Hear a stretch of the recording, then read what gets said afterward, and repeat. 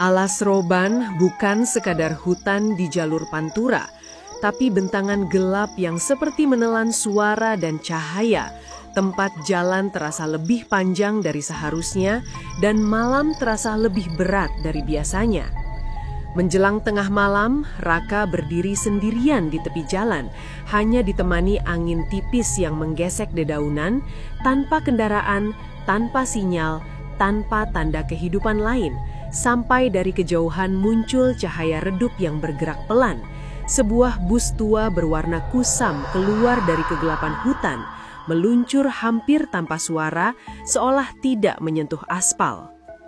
Raka naik karena tak punya pilihan, namun begitu duduk, hawa dingin langsung merayap dari bangku ke tulangnya. Di dalam bus, penumpang duduk rapi dan diam, menatap lurus ke depan seperti patung. Wajah mereka pucat keabu-abuan diterpa cahaya lampu yang redup.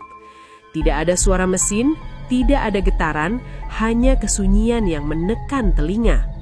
Saat bus semakin jauh masuk ke Alas Roban, pepohonan di luar jendela terlihat makin rapat. Bayangan batang-batang hitam memanjang seperti jari yang mengikuti laju kendaraan, dan ketika Raka mencoba berbicara pada pria di sampingnya, ia terdiam karena wajah pria itu kosong tanpa ekspresi dan terlihat pucat. Tiba-tiba bus berhenti mendadak, tubuh Raka tersentak ke depan, dan dalam satu gerakan lambat sopir menoleh ke belakang dengan mata hitam pekat tanpa putih, lalu berkata pelan bahwa mereka sudah hampir sampai.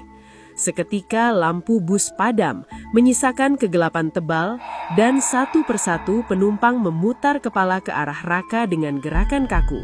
Wajah mereka retak seperti tanah kering, mata merah menyala di dalam gelap. Udara menjadi sangat dingin, napas Raka memburu, dan saat ia menjerit, suara itu seperti ditelan ruang kosong sebelum kesadarannya terputus.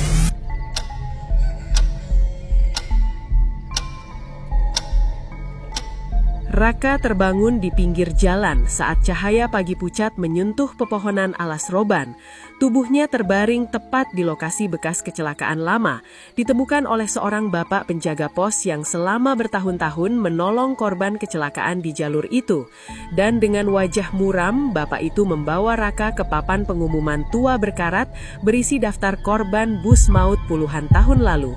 Lalu menunjuk satu nama yang tertulis jelas, Raka. Menjelaskan bahwa bus yang ia naiki adalah bus yang dulu jatuh ke jurang dan semua penumpangnya meninggal, dan bahwa setiap jiwa yang belum sadar akan kematiannya akan diantar kembali melewati perjalanan terakhir. Membuat Raka akhirnya mengerti bahwa ia bukan orang yang selamat, melainkan arwah yang tertinggal. Dan saat ia menoleh kembali ke jalan yang sunyi, bapak penjaga pos itu telah hilang, digantikan oleh bus tua berwarna kusam yang menunggu dalam diam. Pintunya terbuka perlahan, memanggilnya pulang untuk selamanya.